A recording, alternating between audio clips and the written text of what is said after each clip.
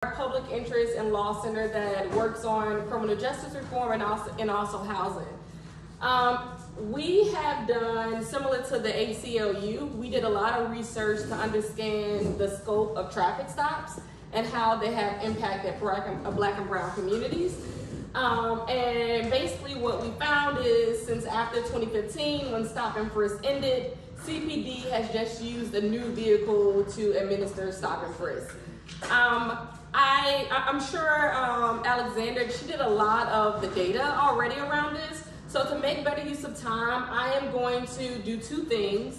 One, we basically mapped out how does traffic stops impact like all of the different districts. So I'll show you guys what this district, which we're in 25, and then right across 15 looks like, and what are the numbers around traffic stops. I think something else that's different from the ACLU and Free to Move are different initiatives is that we're both trying to tackle the same thing, but we're tackling it through policy. And so we're working to implement policy to stop, pretextual stops and discrimination from traffic stops from happening. So I'll also go through that and give an update about what the Free to Move Coalition is doing. But basically, the Free to Move Coalition, we are a group of community advocates and law centers that are working to create a safer, more racially equitable system for traffic safety. We formed in 2021, and so yeah, this is what a lot of our work encompasses. It's passing policy and then also uplifting the voices of those who've been directly impacted, which I'll get to later in the presentation. So I want to show you what the numbers look like for this district. We basically did a outline of the districts with the highest traffic stop numbers from 2015 to 2021. This district ranks number 5 in the number of stops. So in total, there are 511, this year, there were 511,000 stops. And District 25 ranks at 5.7% of those stops. And this graph just shows you an outline from how 2015 there was an all-time low when stop and frisk ended, and now you see that trajectory of number of stops increasing leading up to 2019, as we see is about to be the peak of COVID, and it starts to go down again. The estimated driving population,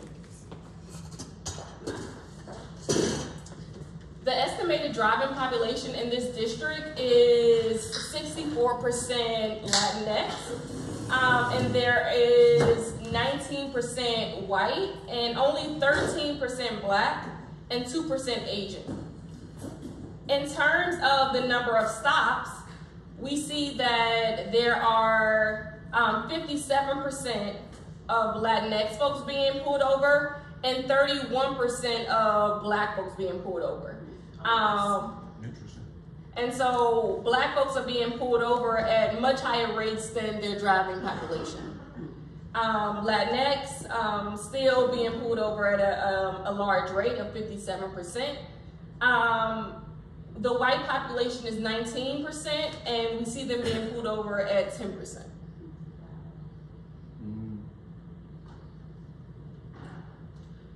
We also just compiled all of the data to get the numbers of exactly how many stops were being conducted from 2015 to 2021.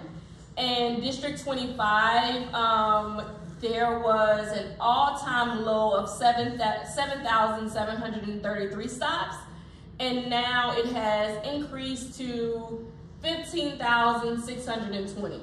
We also have the numbers for this year too, and I can give those at another time. Well, just in 2015 coincided with what exactly?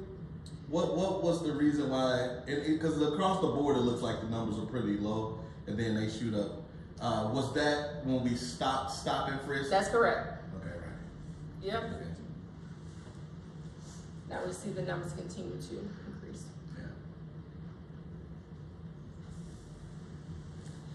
So in this time, Latinx drivers in the 25th district were 1.7 times more likely to be stopped than white drivers. And black drivers in the 25th district were 4.35 times more likely to be stopped than white drivers. Wow. Which is about the same as citywide. Yeah.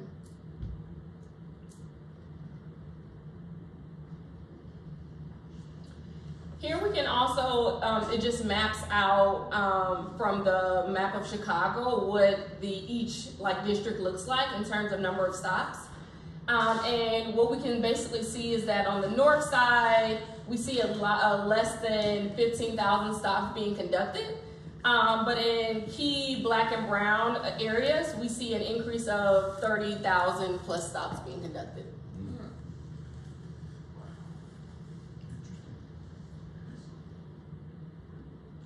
All right, I'm also going to show you guys District 15 as well. And this is all information that's available on our website, freetomove.org, where you can really map out each district. So that was 25. Let's look at 15. 15 ranks number 4, so they're right. District 15 and 25 are 4 and 5 right next to each other, which encompasses 66.1% of the number of stops. Again, we can see that trajectory of 2015 when stopping first ended, and now it's continuing to spike up. There was a breakdown, a decrease during COVID, and now we see it coming back. Would any of this, I know you're saying COVID, but would any of this coincide with the consent decree as well? I don't think so, because the consent decree was signed in 2019, right. And 2019 is actually the highest total ever number of traffic stops. Yeah. Okay. Yeah, so mainly in COVID when folks weren't outside on the road. And okay. that's what we assume. Yeah, the police were busy beating up protesters. Wait a minute. Wait a minute.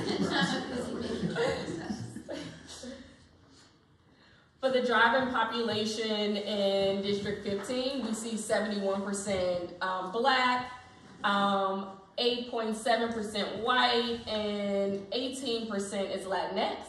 However, in terms of folks that are being stopped, we see 83% of black folks being stopped, and 11% of Latinx folks, and only 4% of white folks being stopped.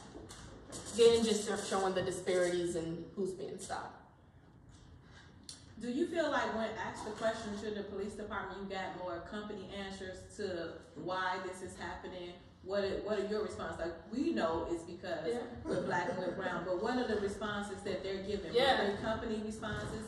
Really good question. You know what? Let me flip to this report. We actually did some FOIA data to understand what is the police's response to actually increasing the number of traffic stops and making this a priority.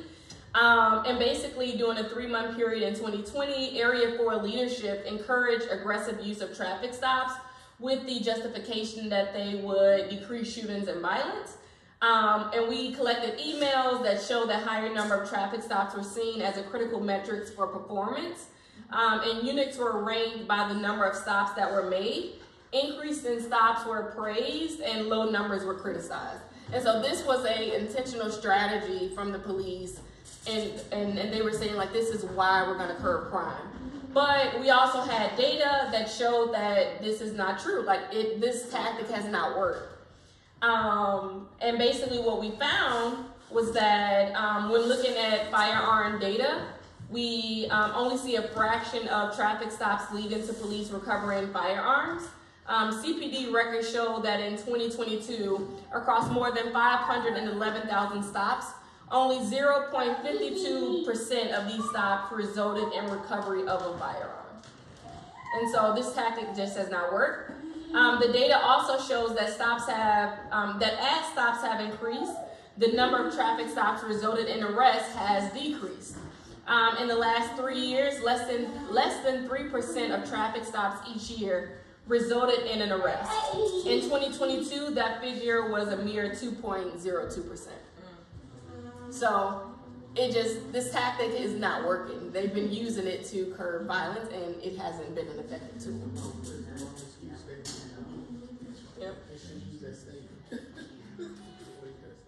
And so let me get to, I guess, well, what we're doing at the Freedom Move Coalition is we are working to implement policy in order to actually end pretextual stops. When police pull people over for any type of minor violation, and then they use that to fish for other things of criminal activity. So they'll pull you over, oh, your tail light. And I heard a few of your stories as well. They'll pull you over for a tail light and then say, do you have any weapons in the car? They'll, smell around, be looking in the back seat, and then they'll try to use that to fish for something else. And oftentimes, as we all attested to, is that this is a sense of harassment and abuse to our folks.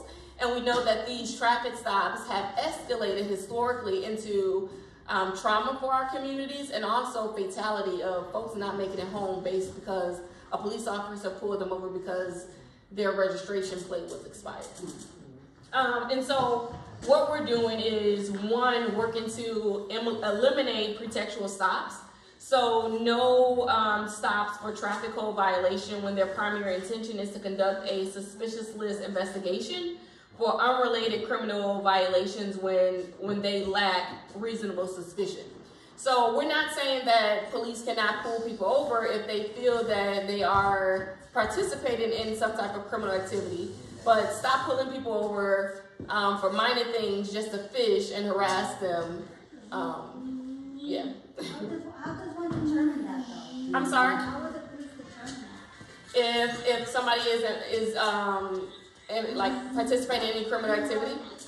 For me, like I see it as if a vehicle driving like currently like 50 miles an hour and 25 miles, then obviously there's something wrong. But now they can't chase them. Yeah. So I guess what the data has shown is that majority of the traffic stops that the police are pulling people over for are actually ones of very minor like violations that do not pose an immediate threat to public safety.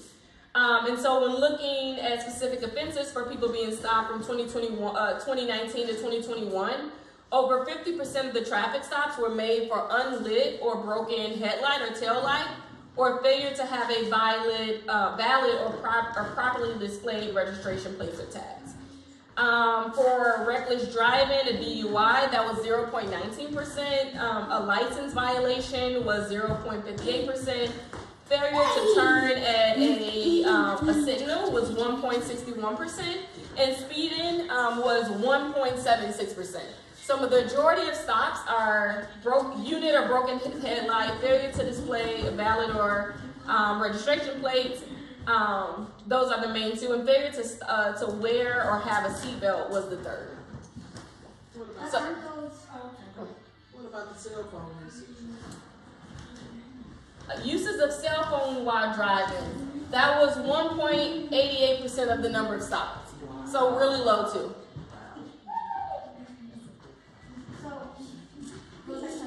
So aren't each of those stops legit?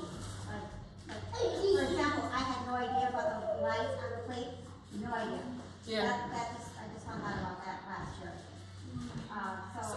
So are you saying, isn't it legit that when they in the law, like you shouldn't be driving around with a broken tail light, or you should have a light on? I mean, aren't those all laws? Yes, they are laws, but the thing is that they are being disproportionately impacted only to Black and brown folks, and it has not been curbing violence or crime. It has not been making the road safer, which is the purpose of them. And instead, they have been used to harass Black and brown folks and cause further trauma in Black and brown communities. There are a few other states who have also implemented changes like this, and instead, some tactics that they've done is if somebody has, a broken headlight or expired registration, they would send them a piece of mail and say, you have 30 days in order to. And I was going to say, I mean, I'm all for that. Not arresting for something so minor. Definitely a warning, because it's fair enough. It's your warning, absolutely. And I think the idea too is just to limit contact from police when it's not necessary. Because we have seen a trend of police disproportionately targeting Black and brown folks and not, equally distributing this sense of, service to everyone. For example, in a more like prominently Hispanic area, if they stop someone, it's going to be Hispanic. In a more prominently Black area, it's going to be a Black person. And if you go to Chinatown, it might be somebody Asian. And the data shows too that they're not on the north side. We don't see the same number of traffic stops happening on the north side. And so if, so if we say that, if they're in a white area, they're going to stop more white people, we don't see those same numbers of police stopping white folks at the same rate as Black folks in their proportionate community as well. And so it's been just... So we're suggesting they not stop. So just, what are they going to do then? Yeah, so good question. So what we're proposing is to implement a three-pronged policy platform. So I think a lot of time what people forget is that police officers, most people have discretionary powers. I can stop you if I want to. If I decide not to, I don't have to. Just like when I worked as a parole agent, I had a discretionary power. If I was going to drop a warrant on you, you'd be locked up over in Cook County Jail. Because if that day, if you said something that was wrong, and we went out to go get you, and your attitude was all nasty, you're going to drop a warrant on you. You're going to just say, but you came. It's discretionary power, and people have that when you're in a position of authority, and but most of the time, or I turn around, I go, and I had certain police officers that I would go and give them a warrant, and when they came, they weren't gonna be so nice. See, because again, they would get credit for arresting you and all, and they counted on their statistical books because he was a felon. And so if I don't come get you, which I don't get, or I could go turn over to a couple of my buddies that was in a tactical unit, and it counts as an arrest as a felon, and then they may not be so nice. So discretionary power. That's what you got. Yeah. Thank you, sir. And so we are working to implement a three-pronged platform to reduce racially disparate pretextual stops. And so the first one is CPD must eliminate pretextual stops. Pretextual stops allow police to stop people for minor reasons, to fish for other signs of criminal activity when they have no suspicion of any criminal activity taking place in the first place. The data shows that fishing strategy isn't working, and this policy would end the use of pretextual stops. Last year, the Los Angeles Police Department implemented a version of this policy, which the data showed that there was a reduction of traffic stops for minor offenses, and it also decreased minor stops for Black drivers. The second policy is limiting low-level stops. CPD must limit low-level stops for a set of low-level traffic violations that have little to no impact on roadway safety, but nonetheless are some of the most common justifications for pretextual stops. As I talked about, is like having a broken headlight or tail light, failure to have a license plate, light, or recently expired registration. A number of jurisdictions have also taken up a version of this change, including Virginia, Philadelphia, Pittsburgh, Oregon, and the San Francisco Police Department. Early data from Philadelphia showed that after the reform, when people were more purposeful with their investigation, both the actual number of weapons and the rate of weapon recovery from traffic stops increased. And so when they actually switched their strategies to actually pulling people over when they felt that there was some type of criminal activity taking place, that is when we actually, the police department actually was able to recover more weapons. Third is that CPD must end suspicious list consent searches during traffic stops for traffic code violations. The incentive to perform pretextual stops is the hope that an officer potentially might find evidence of criminal violations during a traffic stops. But even when they don't, they still can legally ask a person for a consent to search, even if they have no suspicion in the first place. And as I'm sure some of you can attest to, is that oftentimes when a police asks for consent, it doesn't mean that it's truly voluntary, that a person gives consent. One is due to us knowing our rights, but then also the amount of power that police place over people.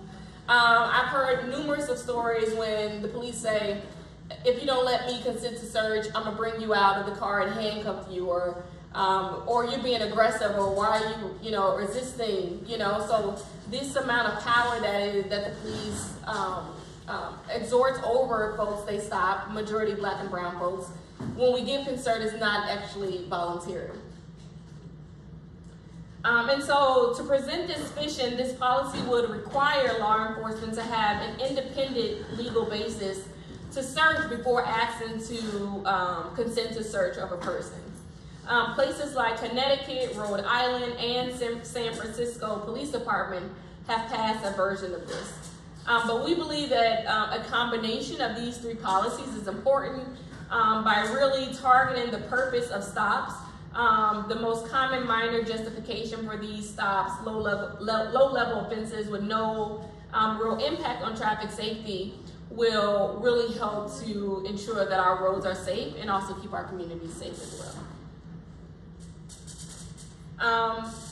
And so with the outcomes that we hope from this is more focused on roadway safety, keeping our roads safe, keeping people safe, fewer harmful interactions between civilians and police, create a mutual relationship of trust between police and communities in which they serve, reduce entry into the criminal legal system, ensure that we reduce the police workload to ensure that they're actually working on cases of crime and violence, and more efficient criminal investigation as well. Right now, what the coalition is doing is not only working to pass this policy, we're actually going to be having a hearing on November 13th at 9:30 a.m. In the Pedestrian and Traffic Safety Committee in City Hall. We would encourage you all to attend. We would love for you guys to come tell your own personal stories, which also leads me to the next thing that we're doing is we're working to uplift the voices of those directly impacted. It's one thing to share this data and speak the facts, but what really creates a sense of urgency around this is when people actually tell their stories, when we actually see like how this impacts real people in real time. We hear, one story is the I Can't Breathe campaign. What made that such a big headline was when we felt that, right? Him calling out for his mom saying like, I can't breathe, you're hurting me. Like when we hear real people's story, we're able to really humanize the data and the research into like this hits home for me. We also know that this happens quite too often for Black and brown folks, and it happens to tens of thousands of us. But we need to show that as well to the powers that be, to say that this isn't just happening to a few folks. This is happening to a lot of people. And so we are encouraging folks to share their story. We're using a tool called Soapbox that I can share with you guys who are interested in helping us in this fight to stop police from harassing us. So just find me after this and I can share that link with you. And yeah, that's it. If you want more information, that's my email, and I'm happy to talk to anybody afterwards as well. Okay. I just wanted to say one thing that I think for me is old school, that Rome was not built in one day. And we really, many of us here probably understand the whole concept of Rome not built in a day. And I use that because that's what they used throughout my educational career. Rome wasn't built in a day. And so I'm listening to you and listening to the group and realizing that, guys, the reality is we just started. We have to continue because Rome was not built in a day. So I'm saying that to also say that this culture that many of the police officers have, I have to use the word many because not all of them have it, it's steadily going from one generation to the next generation. And you have to remember, for me at least, at my age, the majority generation is some of their fathers and their grandfathers. These are the things that they did. This is the Chicago way. That's what they call it. What? They say it's the Chicago way. You know, and that's what they always say. So it does take time.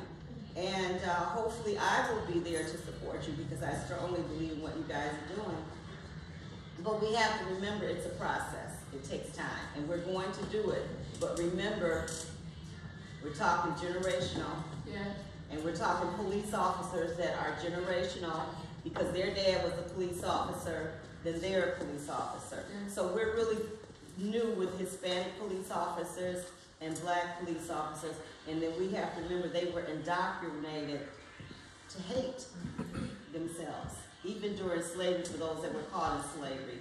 Even when Mexico said, come on over, if you're a slave and you can escape the United States, come on over to Mexico, blah, blah, blah, we accept you. A lot of people don't even know that. A lot of them have Hispanics who didn't know that too. So that's the same thing with adults. We don't know that Mexico was for us all the time. They were asking us to come over and be part of that. And for, you know, years, we have also been the backbone and the bones really to lead in the civil rights movement and to show our humanity. And so we have to continue to uplift our voices and press for change. And so I please encourage you to please share your story. I'll be around where I can give you the link so that you can help in uplifting you know, our voices of folks directly impacted and actually making transformative change. Yeah, I really want to just say thanks to you and also you for presenting, because you can't legislate belief, but you can legislate behavior, you create policies, and I really appreciate that you guys are pushing for some type of rules and regulations to monitor this kind of behavior. And let me say this also too. Batman, which is me, I have been pulled over, you know, I come out. Okay, so I explain that to you when we do our workshop. I've been pulled over by white, black, and Latino officers. And it was a film leaked out a little bit over a year and a half ago. 2 white cops was in the car, a woman and a man, and she was talking, and she said, well, we create a reason to pull people over. So they say, have to have a reason, they can create a reason. You know, and every time they pulled me over, you know, every time they pulled me over, it wasn't about pulling me over, because every time I got pulled over, guess what I was at? In Inglewood. Yeah. You know, and it creates a thing called racial battle fatigue. You know, like when you have this thing like threat or non-threat. You know, every time the police pull up, it's like you feel like a certain level of stress and a threat. Yeah. I feel too. I always have anxiety to be pulled over. So I understand. So I always like. Again, it's about 20 years ago. So it was a group that came over. They were from down under. And they walked into the work release center because we worked out the work release center up in Washington off of West. There's a work release center there. And they were white Europeans. And when we was, you know, giving them a tour. And what came out their mouth and would have always stunned me, and I had never looked at it. The first they started saying, where are the white people at? You know, we stopped and paused. He said, so is there a jail for white people only and then a jail for black people? And we said, no. And so we didn't know actually how to answer that question. You know, back, you know, I'm talking about this in the early 90s, and Michelle Alexander book hadn't came out yet with all the other stuff. It was like, no, there's no jail for no white people. It's a jail for everybody. Well, where are the white people at? That's what they actually said. Like, we want to go see where the white people are. He said, man, we can't take you to where white people are. You know, there's some where it may be a little bit more way down state in Pontiac and I mean, you know, and Menard and stuff. But yeah, and I mean, and they were so like adamant about it. They wanted to see how was they, you know, doing. And it's like, man, you know. So I just always think that until we come over this whole thing about race, it's going to continue. Because you come from the same, there's a legacy when you start talking about, you know, and I've had kids out of Mount Greenwood, you know, and how they ended up going to jail. They would go across over in the other township, Evergreen Park, and get busted.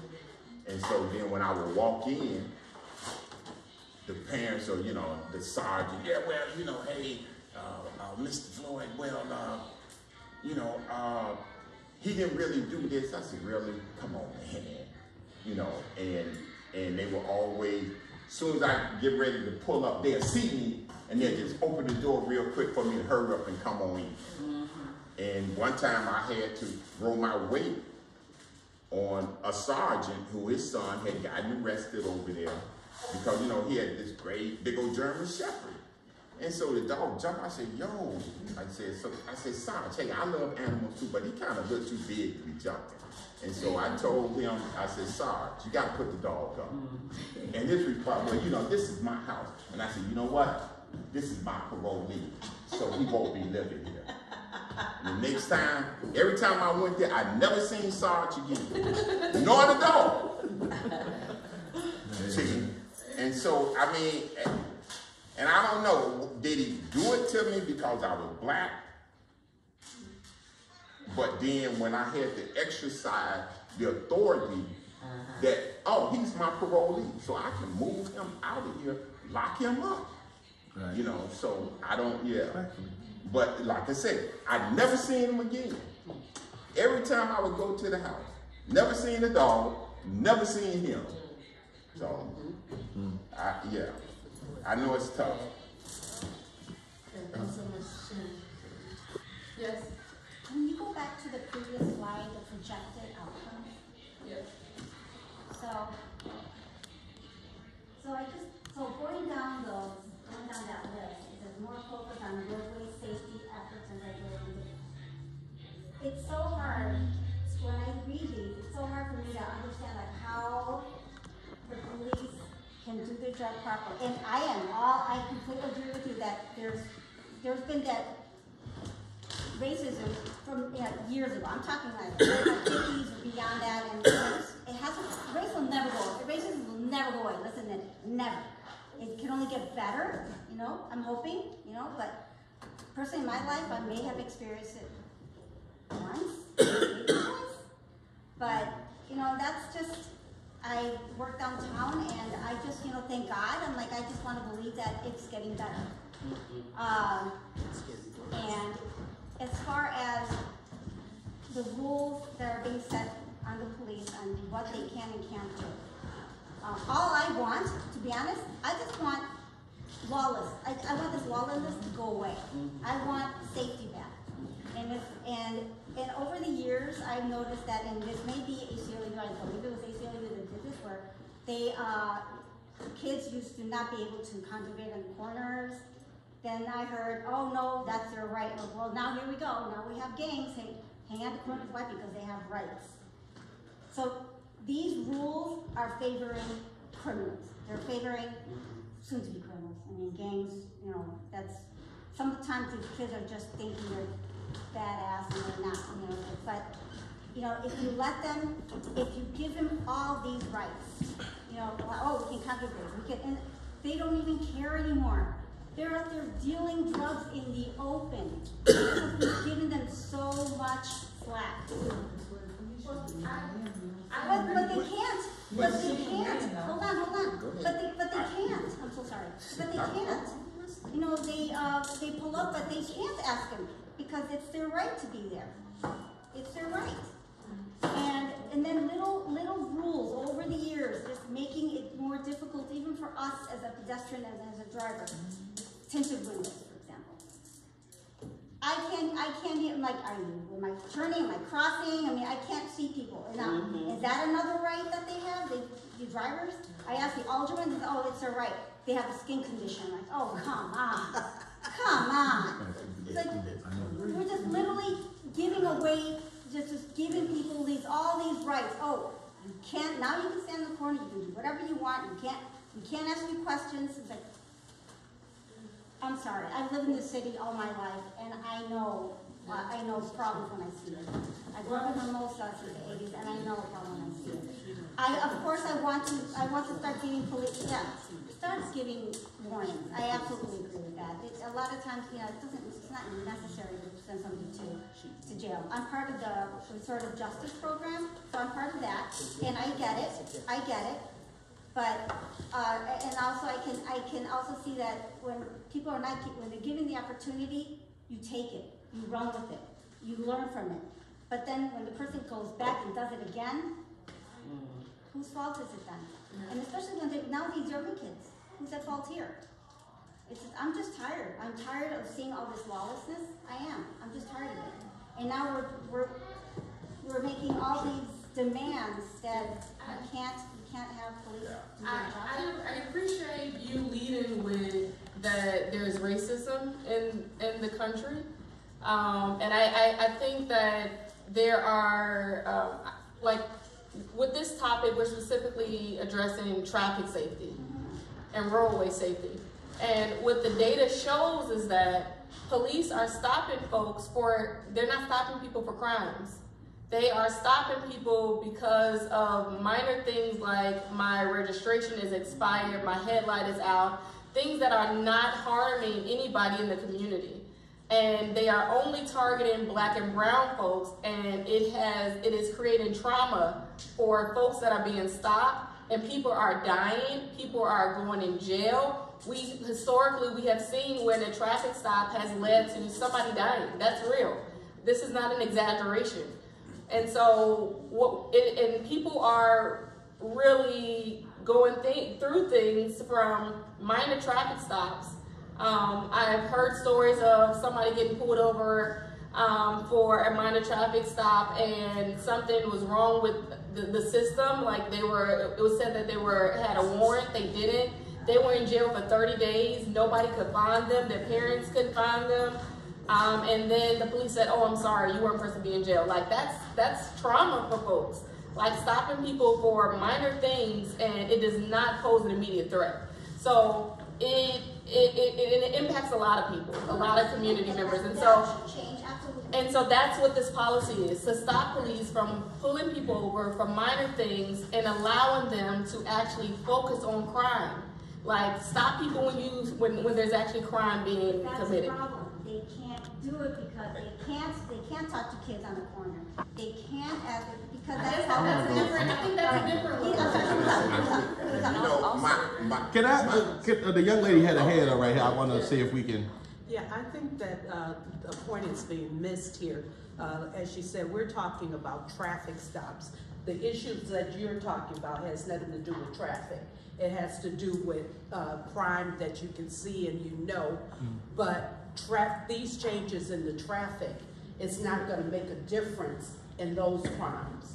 It's not going to help a group of kids standing on the corner. It's not going to make a difference in the drug dealer that's down there. But what it will make a difference is now they can't focus on stopping traffic. They can focus on watching those kids and building a case, taking time to build a case for them or to build a case for the drug dealers because they don't have time to do all these traffic stops. Now they have time to do their job, which is to develop a case. That's the difference. I will, to that point though, you did say some organizations, or I'm sorry, cities have already implemented things like this. Yeah. So what has the statistics shown? Have they been able to then develop favorable outcomes as it relates to the crime, the true crime that we would like to be decreased?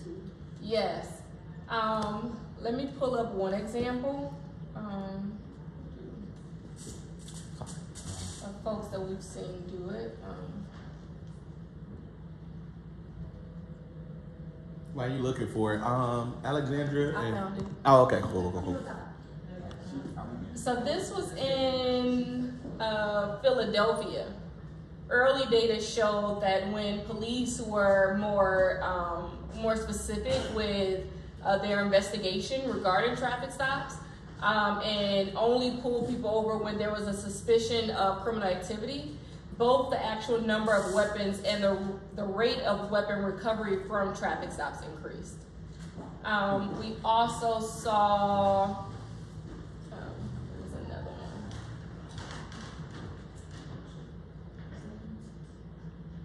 We also saw in Los Angeles that when there was a reduction in stops for minor offenses, Black folks were stopped at lesser rates as well. So the number of stops for Black people being pulled over decreased when they stopped pulling people over for minor offenses. Hope that answers. I personally would have liked a little bit more concrete data around the more prevalent and pressing issues, but I'm like sure. What, for example, so I can. So what are some of the more, for us it would be, and again, I know we're a different type of city, but drug sales or what else? What else? Violent crimes. You know what? How about this? As it relates to the crime that we know is a more prevalent issue, like what are some that you all would like for police to be able to address if they weren't doing traffic stops? How about that? Well, I'll tell you. Yeah, please. It's called, if they would ever implement it, it's called community police. When you know who's in the community, a lot of that stuff you can stop, and that's all it means. That my resource is not tied up. It means stopping. So in those examples that she showed up there in Maine, they had gangs and other things, but they were white. So they system adjusted differently. I think the ACLU had sued, what was it, Montana, Idaho. They got rid of their gang database. But again, they was all white. Okay, so they didn't really have, quote, a gang problem.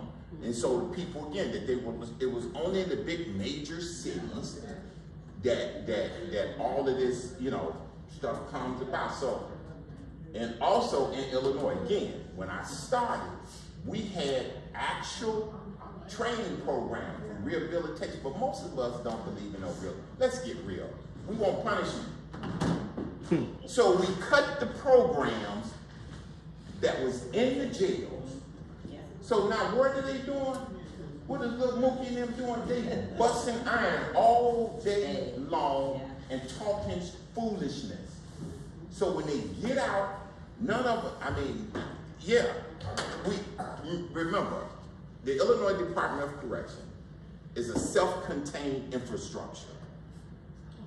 They had wood shop down, we had a print shop. All of that's gone. It's a perfect opportunity to learn. But Black Man University. But how can you not when they cut it? We as taxpayers said we don't want it no more. He or she should not be said. I used to have to write letters. They had put a hit on being a nail technician. You couldn't get a license for a nail technician. I had to sit and write a letter stating that how wonderful this person is, they have dropped clean, in order for them to get a license to do that. What was I going to do? Sit and start just pulling all your nails out, become that angry with you or something? But no, these are things that what we as humans say, I got to punish you. Yeah. Here, I want to go to Alexandra and Emma. I know you both had your hands up, and then we'll we'll move on to the last presentation. I was going to say pretty much what she already said, so we can move on. Okay. Yeah. I mean, I just wanted to point out that we have one of the lowest murder solve rates in the country. And if we stop doing these things, maybe we could solve more murders. A lot of folks that have been victims of crime in Chicago are not able to get police resources to help them unless they're white or wealthy. And those are really real things. You see in the news that there's black girls missing from the south and west sides of Chicago. That this has been happening for decades. Yeah. And these are things that we could use police resources for. But there's certain things, and you're right, but aren't there, you have certain, like you have street police, right?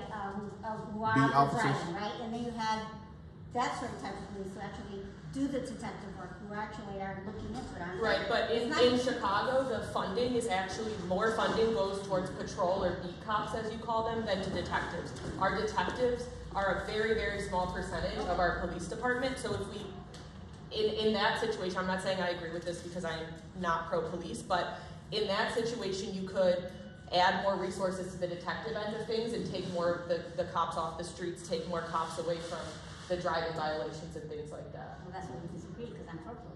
Oh yeah, no, I know we're not gonna agree. I know, but that's the thing, it's like, I agree, we need more funding for detectives. Yeah, we're gonna. Yeah, well, I mean. The other thing we need is, you know, if you're a detective and you're building a case against a major drug gang, you know what you need?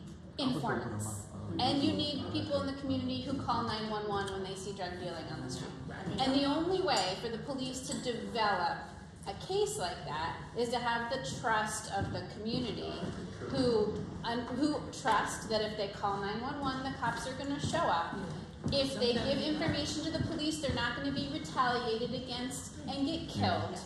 And right now we don't have that because in the black and brown communities, all people see is they're just getting harassed by getting pulled over with these meaningless traffic stops. So it all feeds into shifting resources in a way that's going to build community trust. Yeah. And we've been saying that. We've been talking for years that we need that. We need more police on foot patrol. Get to know the residents. Get to know the community. Yeah. And that's been the problem. That just like what you know, and I know this again for a fact. Police officer will come and then they'll say, "Oh, Mr. Floyd called and said that you standing over in the corner when you know y'all selling drugs." I just called, and they're gonna say where the call came from. Yeah. Right. Well, okay. So real quick, I will say this. So Mayor Johnson has pledged to, was it 100 or 200 more detectives for the clearance rates? And new superintendent Snelling is both, as he stated, a cop's cop who is about reform and the consent decree that is in place and community policing, and he wants officers to be aggressive. So let's hope that all those things taken in a vacuum means that we'll be policing the way we should. Yes. I only wanted to interject that so that Joy has to ask before she sits, and then we gotta move to the last presentation. I just wanted to thank you all so much for allowing me to present today. As I mentioned before, the Freedom Move Coalition, we are looking to uplift the stories of folks directly impacted so that we can educate folks who are unaware of this issue and to know that this is a problem that we need to solve in the city of Chicago. I know that there is a video that is being circled around. He's going to put it on YouTube. I wanted to ask if I could use some of the stories that have been shared today and or if I can meet with you all independently to actually talk to you about your story in ways that we can uplift them to create change. We also have the Freedom Move Coalition that we're looking for more individuals in the community who just have a passion for this, who want to join us and help us advocate for change. So if so, please come see me too. All right, thank you. All right, thank you.